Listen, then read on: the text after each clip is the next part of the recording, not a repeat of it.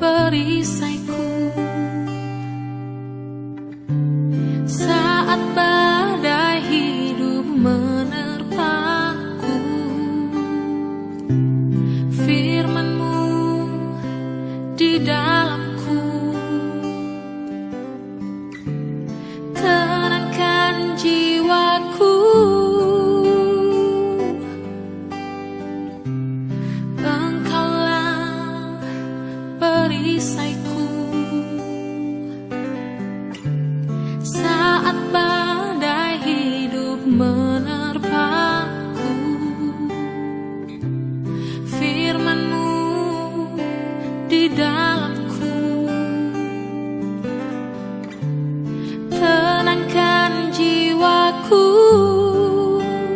Ku kan berdiri di tengah badai dalam kekuatan yang Kau berikan. Sampai kapanpun ku kan bertahan, karena Yesus selalu menopang. Ku kan bertahan di dalam tekanan dengan kekuatan yang Kau berikan.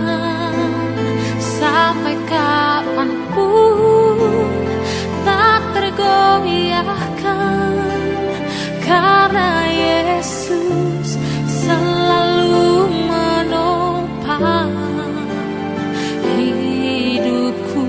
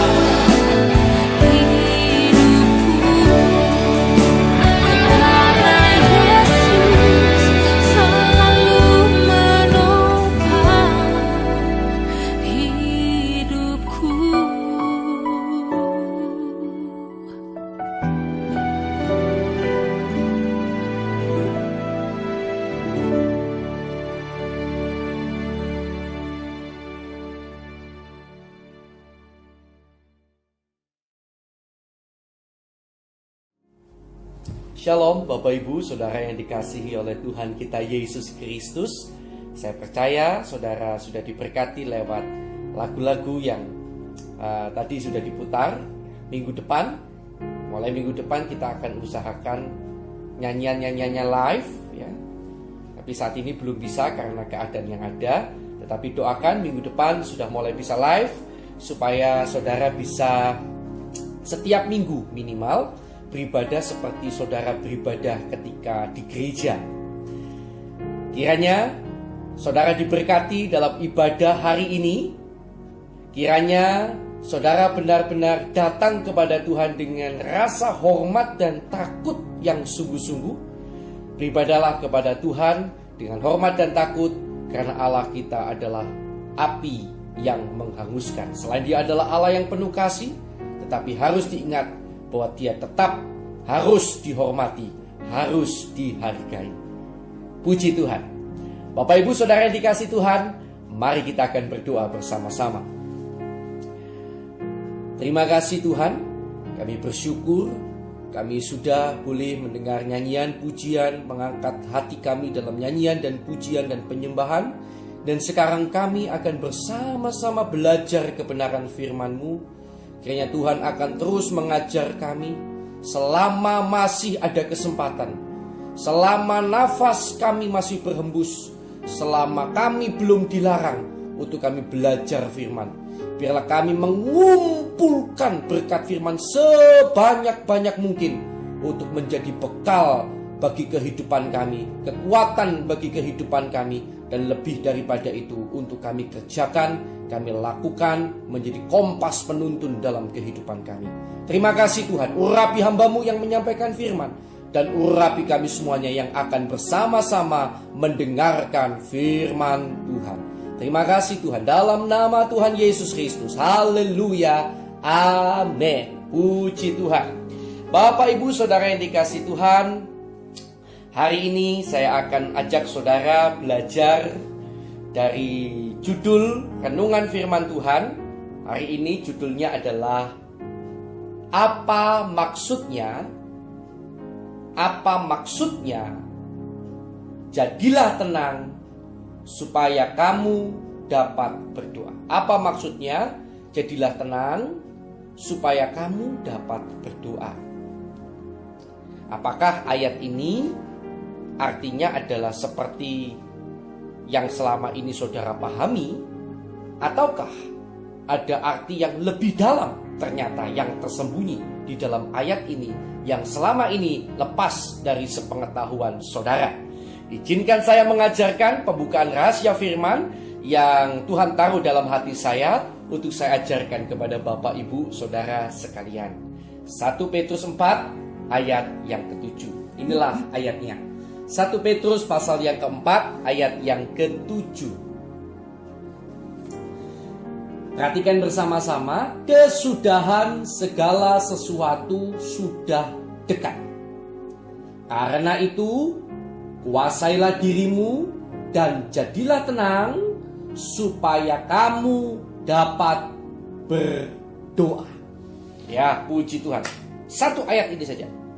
Kalau di dalam bahasa Indonesianya secara gamblang, terjemahan bahasa Indonesia mungkin kita memahami hanya ya kita harus tenang.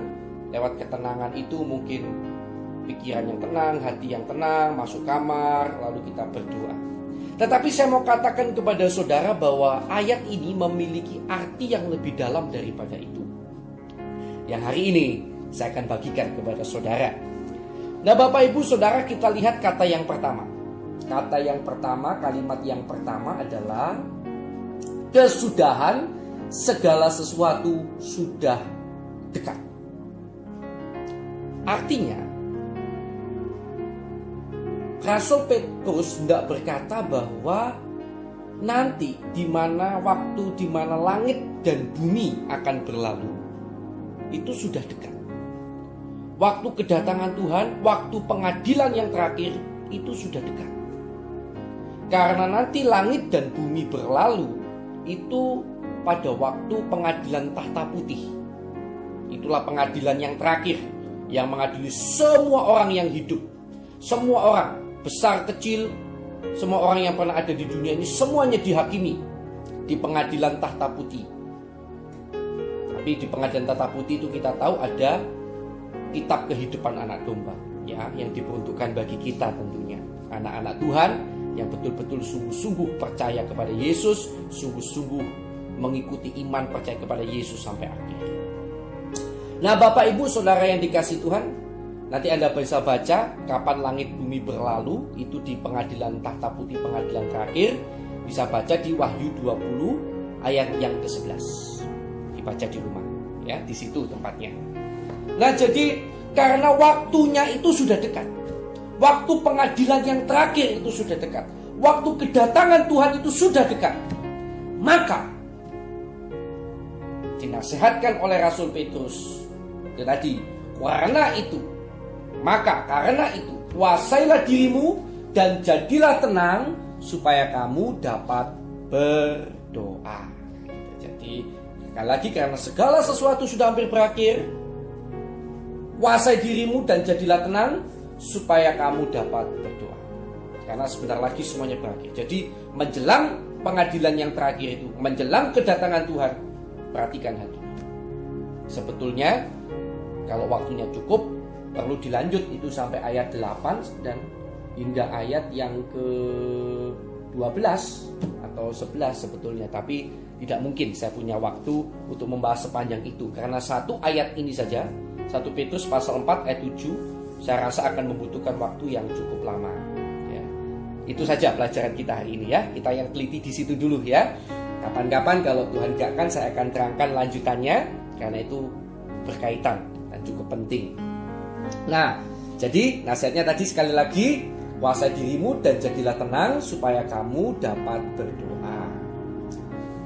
Kata yang diterjemahkan sebagai kata kuasailah dirimu dan jadilah tenang ini, jadi kalau bahasa Indonesia memakai kata kuasailah dirimu dan jadilah tenang, di bahasa aslinya yaitu bahasa Yunani, itu berasal dari bahasa Yunani sophronio, ya, sophronio. Kata sophronio ini muncul 7 kali dalam bahasa asli Alkitab Perjanjian Baru, yang sebagian besar adalah bahasa Yunani, ya. Nah, padahal jadi kalau tadi kata sophronio ini hanya muncul 7 kali, ya, dalam Alkitab, bahasa asli Alkitab Perjanjian Baru. Padahal kita tahu kata tenang sendiri, kalau saudara menggunakan aplikasi Alkitab lalu ketik kata tenang, muncul banyak sekali di Perjanjian Baru. Jadi artinya sophronio ini yang di sini diterjemahkan sebagai kuasailah dirimu dan jadilah tenang, agak berbeda dengan kata tenang-tenang yang lainnya. Nah, begitu, ya. Nah, kalau saudara mencoba meneliti seperti saya suka teliti begitu bahasa aslinya, lalu penggunaannya berdasarkan konteks, lalu dari situ saya coba memahami apa sebetulnya yang dimaksudkan dengan kata itu. Jadi saudara boleh lakukan itu, silakan dicek, silakan diteliti sendiri supaya saudara lebih mantap. Kata ini sebetulnya menurut saya sepanjang 7 kali penggunaannya itu lebih tepat kita simpulkan sebagai, dalam tanda kurung, berpikir. Artinya kata berpikir ini bisa digunakan, bisa tidak, ya, dalam tanda kurung berpikir waras, normal, wajar, atau seharusnya. Di dalam tanda kurung kata sophronio ini dalam tanda kurung berpikir waras, wajar, normal, atau seharusnya. Itu sebetulnya yang lebih cocok. Jadi bukan kata kuasailah dirimu dan jadilah tenang, bukan, tapi lebih cocok sebetulnya dalam tanda kurung berpikir waras, wajar, normal, atau seharusnya. Nah, ada 7 kali penggunaan. Kita lihat 4 kali penggunaan, 4 penggunaannya saja. Jadi sisanya 3 itu tugas saudara untuk teliti, ya. Itu tugas saudara. Sudah saudara, bagian saudara untuk meneliti. Saya hanya akan tunjukkan 3 penggunaan, 4 ya. 4. Nah, yang pertama mari kita lihat penggunaan kata sophronio ini di dalam Markus pasal 5 ayat 15. Markus pasal 5 ayat yang ke-15. Nah, selain Markus 5 ayat 15, kisah yang sama dan penggunaan katanya juga digunakan di sana sama, itu bisa Anda temukan juga dalam Lukas 8 ayat 35. Jadi sudah 2 ayat langsung ya. Markus 5 ayat 15 dan Lukas 8 ayat 35. Penggunaan kata sophronio ini. Karena kisahnya mirip, saya hanya bacakan salah satu supaya tidak memakan waktu ya. Saya akan jelaskan aja salah satu, tapi ceritanya mirip persis sama. Kira-kiranya begitu, kira-kira persis sama lah ya penggunaannya. Mereka datang kepada Yesus dan melihat orang yang kerasukan itu duduk. Jadi orang gila yang kerasukan setan itu duduk, sudah berpakaian dan sudah waras. Nah ini kata waras ini menggunakan kata sophronio ya, sudah waras ini kata ini digunakan kata sophronio ya, sophronio. Orang yang tadinya kerasukan legion itu, maka takutlah mereka. Jadi kita lihat yang pertama ya, betul-betul digunakan ya kata sophronio itu menggambarkan orang itu sudah dalam keadaan waras, sudah berpikir waras, pikirannya sudah normal, pikirannya sudah wajar, sudah yang seharusnya seperti pada umumnya. Kira-kira seperti itu. Bisa ditangkap ya Bapak Ibu? Lanjut ya. Penggunaan yang lain, Roma 12 ayat yang ketiga. Roma pasal yang ke-12 ayat yang ketiga. Ya. Jadi mohon maaf kalau Bapak Ibu mencari pengajaran firman yang suka motivasi lebih banyak cerita. Saya memang bukan tipe hamba Tuhan yang seperti itu. Ya, saya tidak mau salahkan yang hamba Tuhan seperti itu ya. Mereka punya kondisinya sendiri, punya keadaannya sendiri. Tetapi saya adalah tipe seorang hamba Tuhan yang lebih suka mengajar Bapak Ibu tentang Alkitab ya. Karena itu Bapak Ibu akan sering membuka Alkitab bersama dengan saya. Saya kembalikan semuanya kepada Alkitab supaya Bapak Ibu belajar dari sumber yang terpercaya, yaitu Alkitab yang bisa dipertanggungjawabkan kebenarannya ya. Penggunaan selanjutnya Roma 12 ayat 3. Berdasarkan kasih karunia yang dianugerahkan kepadaku, aku berkata kepada setiap orang di antara kamu, janganlah kamu memikirkan hal-hal yang lebih tinggi daripada yang patut kamu pikirkan. Tetapi hendaklah kamu berpikir begitu rupa. Nah, berpikir begitu rupa itu, kata begitu rupa itu menggunakan kata sophronio. Sehingga kamu menguasai diri menurut ukuran iman yang dikaruniakan Allah kepada kamu masing-masing. Coba kita masukkan kata sophronio, kata berpikir begitu rupa, diganti dengan berpikir waras, wajar, normal atau seharusnya. Kira-kira bunyinya begini. Berdasarkan kasih karunia yang dianugerahkan kepadaku, aku berkata kepada setiap orang di antara kamu, janganlah kamu memikirkan hal-hal yang lebih tinggi daripada yang patut kamu pikirkan. Artinya jangan berkhayal gitu. Jangan suka mengkhayal-khayal yang sebetulnya nggak patut kamu pikirkan ya. Tetapi hendaklah kamu berpikir wajar, waras, normal atau seharusnya. Ya kan gitu. Sehingga kamu menguasai diri menurut ukuran iman yang dikaruniakan Allah kepada kamu masing-masing. Nah, masuk ya kata definisi kata sophronio ini ya dalam ayat ini. Nah, coba kita lihat lain penggunaannya dalam Titus 2 ayat yang ke-6.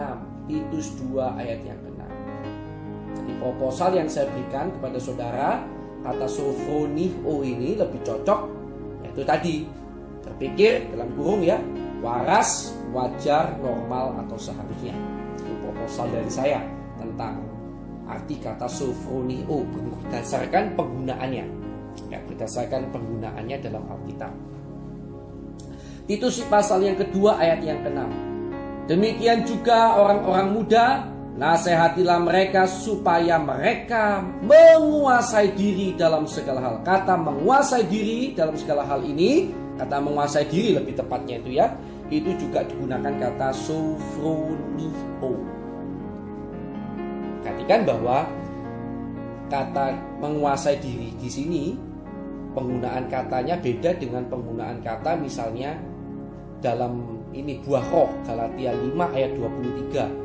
Salah satu buah roh adalah penguasaan diri. Nah, itu digunakan bukan kata penguasaan diri, itu bukan kata sophronio, bukan ya, tetapi kata increte aye, ya, increte aye, ya, itu increte aye itu yang digunakan untuk menerjemahkan kata penguasaan diri dalam buah roh. Jadi beda, katanya beda.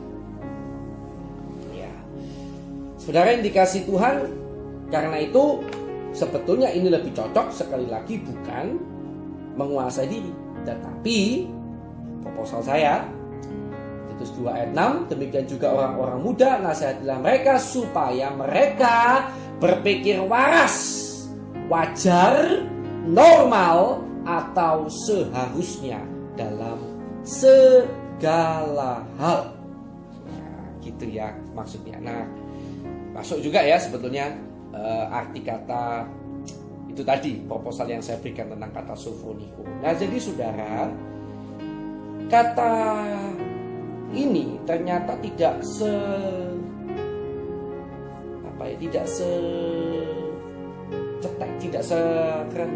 sependek artinya seperti yang saudara bayangkan, tetapi ada arti yang mendalam.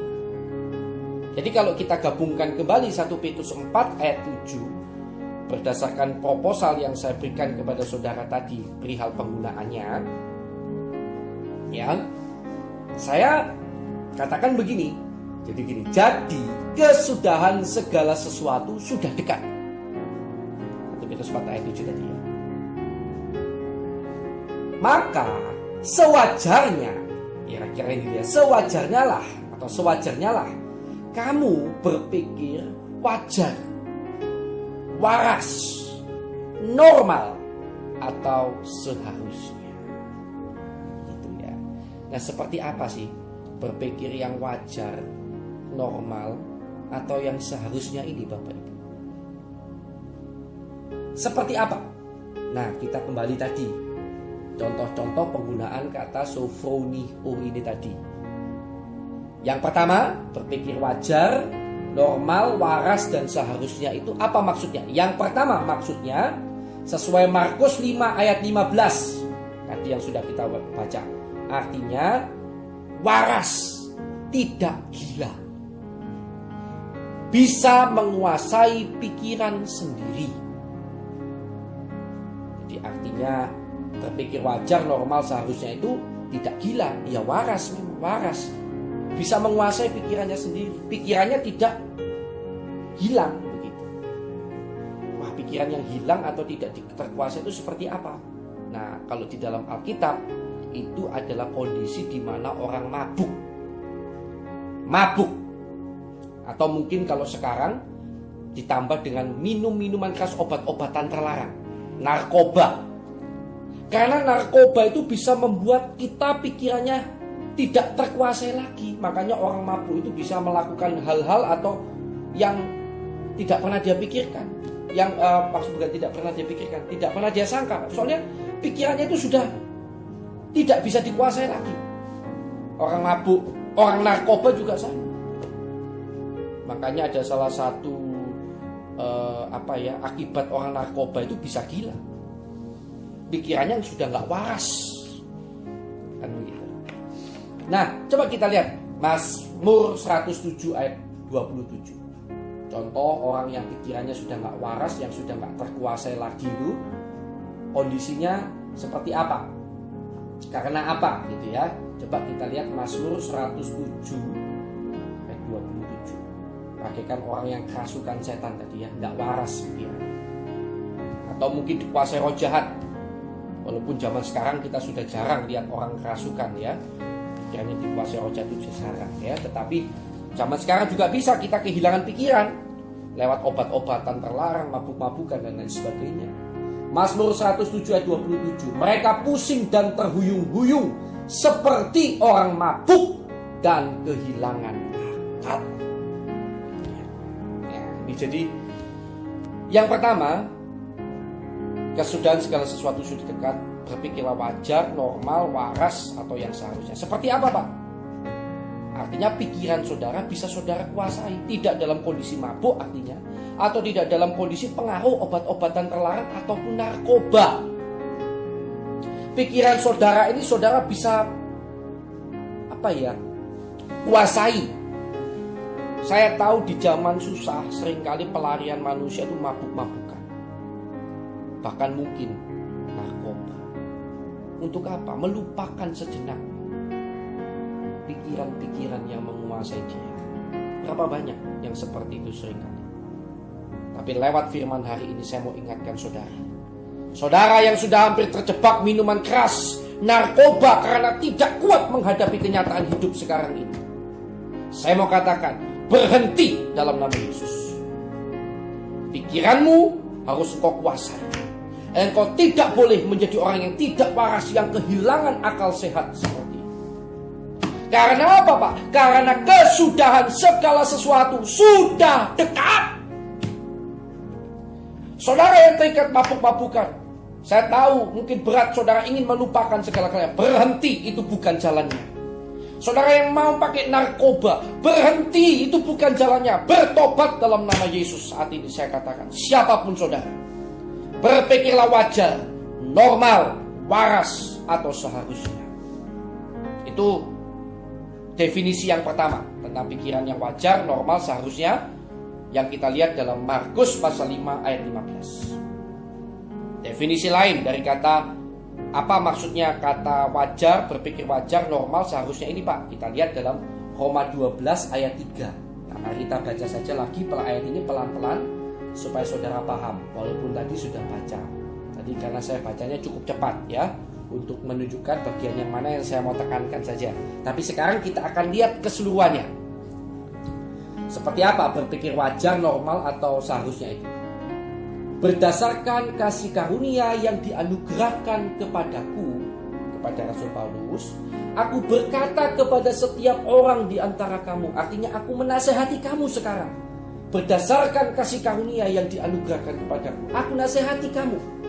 Janganlah kamu memikirkan hal-hal yang lebih tinggi daripada yang patut kamu pikirkan. Artinya bahasa kita mengkayal. Orang berkayal itu kan begitu. Mikirnya itu muluk-muluk, kayal, ngelamun. Ya, padahal kondisinya sekarang seperti ini, tapi berkayal jadi misalnya ya seandainya terlalu banyak berkayal. Ya jangan kamu terlalu banyak berkayal, memikirkan hal-hal yang lebih tinggi ya dari yang sepatutnya kamu pikirkan. Saudara diberi Tuhan kedudukan misalnya hanya sebagai seorang tukang bersih-bersih gereja misalnya. Lalu saudara meremehkan padahal itu adalah pekerjaan Tuhan. Besar loh itu di mata Tuhan. Saudara kayal-kayal. Wih, seandainya jadi pendeta enak ya. Atau mungkin pendeta juga pikir apalagi berkayal, hendaknya jadi pengusaha enak ya gitu ya. Jadi jangan hidup dalam kayalan. Ya, jangan mengkayal-kayal begitu. Setiap orang punya panggilannya sendiri-sendiri. Jalani panggilanmu, jangan banyak berkayal. Nah, itu maksudnya ya. Semoga saudara paham dengan penjelasan saya. Maaf kalau ilustrasi saya kurang tepat. Saya hanya berusaha menjelaskan supaya saudara paham ya. Tetapi hendaklah kamu berpikir waras, wajar, normal, atau seharusnya, sehingga kamu menguasai diri menurut ukuran iman yang dikaruniakan Allah kepada kamu masing-masing.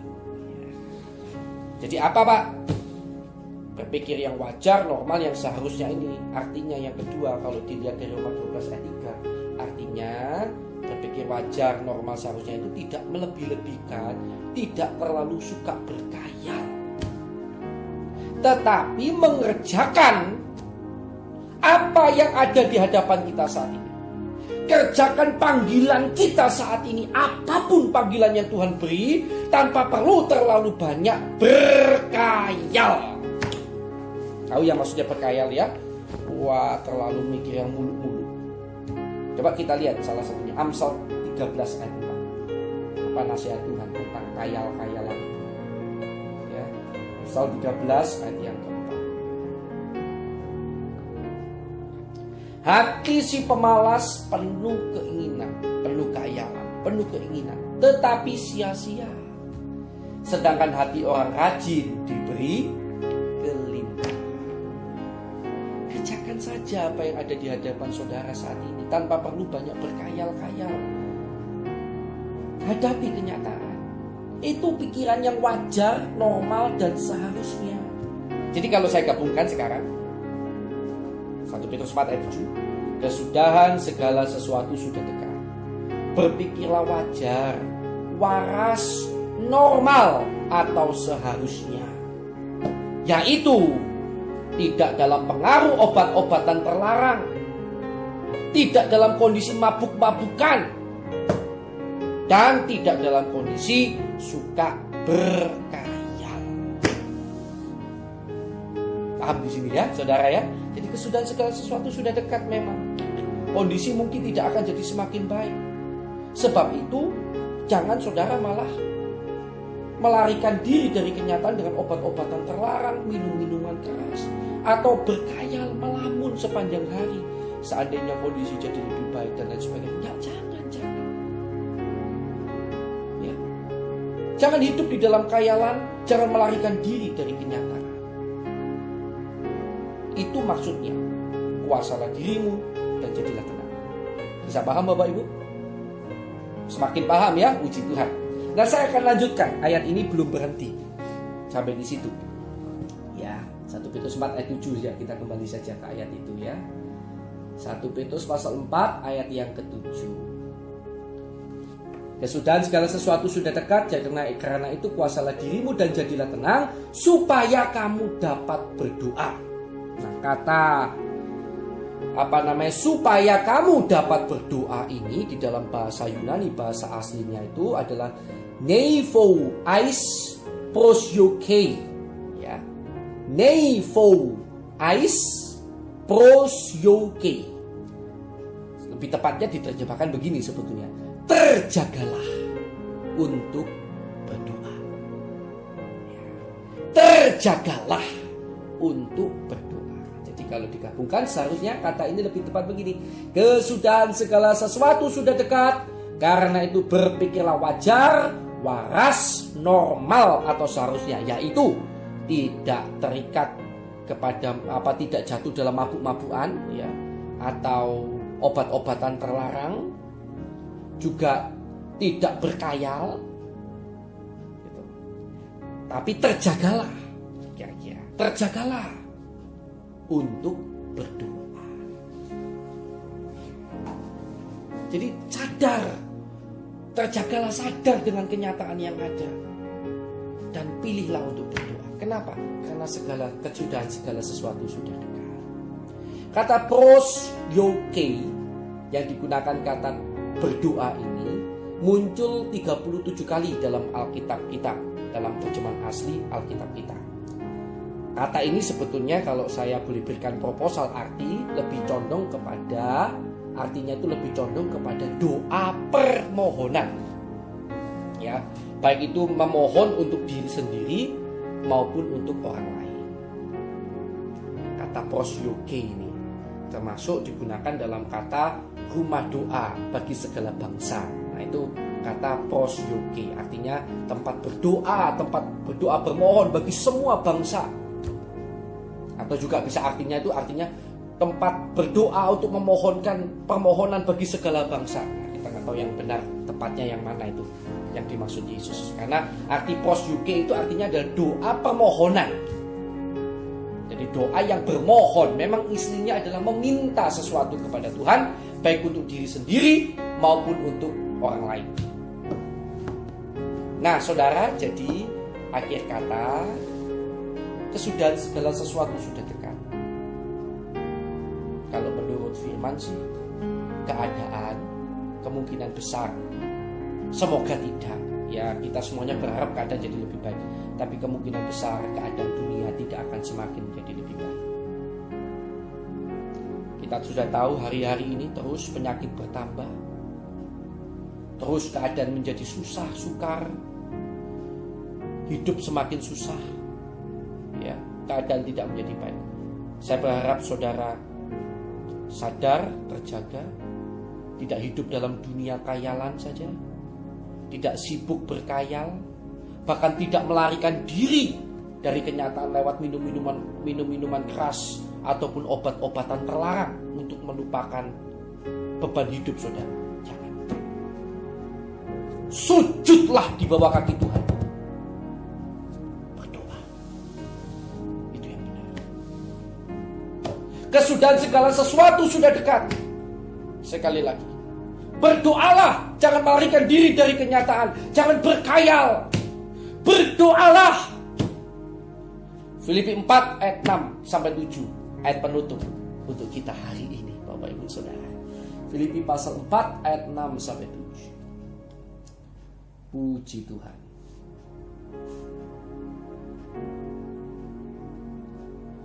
Ya. Semoga ini menjadi renungan buat kita semua. Janganlah hendaknya kamu khawatir tentang apapun juga, tetapi nyatakanlah dalam segala hal keinginanmu.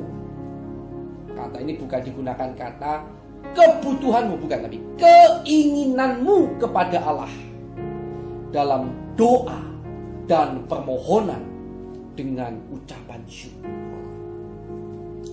Damai sejahtera Allah yang melampaui segala akal akan memelihara hati dan pikiranmu dalam Kristus Yesus. Jadi ketika saudara menyatakan segala keinginan kepada Allah dalam doa dan permohonan dengan ucapan syukur, berterima kasih pada Tuhan apapun hasilnya, punya keinginan apapun nyatakan kepada Allah, tidak apa-apa.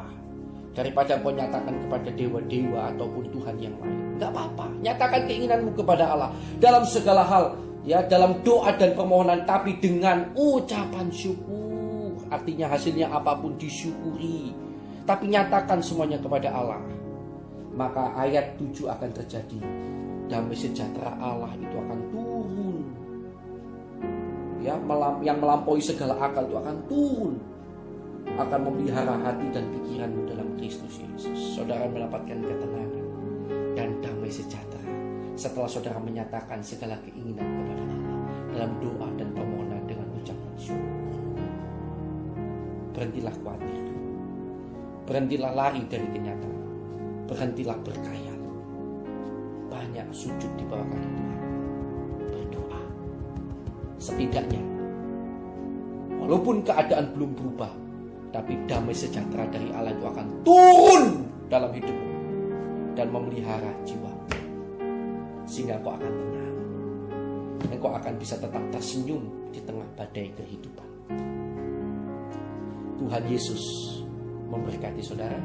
Semoga saudara terberkati lewat renungan hari ini. Selamat beribadah, selamat hari Minggu. Tuhan Yesus memberkati saudara. Mari kita akan berdoa bersama-sama. Terima kasih Tuhan buat pengajaran firman hari ini. Kau kembali mengajarkan kepada kami untuk kami tetap berpikir waras, wajar, atau yang seharusnya menghadapi kenyataan dunia yang semakin akan menuju kepada kesudahannya ini. Biarlah kami tidak lari dari kenyataan dengan menggunakan obat-obatan terlarang atau bermabuk-mabukan ataupun apapun ya Tuhan, untuk membuat pikiran kami lupa dengan masalah kami. Tetapi biarlah kami juga tidak terlalu sering berkhayal juga. Tetapi biarlah kami menghadapi kenyataan dengan sujud di bawah kaki Tuhan, menangis, berdoa, menyatakan segala keinginan kami kepada Allah dalam doa dan permohonan, dalam ucapan syukur. Maka ketika kami melakukan itu Tuhan, kiranya janji firman-Mu tergenapi, di mana Kau akan melimpahkan kiranya damai sejahtera yang melampaui segala akal dan pikiran itu dalam hati kami. Sehingga kami akan setidaknya, walaupun keadaan belum berubah secara langsung, setidaknya hati kami berubah, yaitu hati kami penuh damai sejahtera. Kami mampu tetap bersyukur, kami mampu tetap tersenyum di tengah badai kehidupan seperti apapun. Terima kasih Tuhan, terima kasih. Kiranya damai sejahtera-Mu melimpah atas kami semuanya dan memberkati semua sidang jemaat-Mu. Di dalam nama Tuhan Yesus Kristus yang percaya, mari bersama saya katakan amin. Tuhan Yesus memberkati saudara. Haleluya.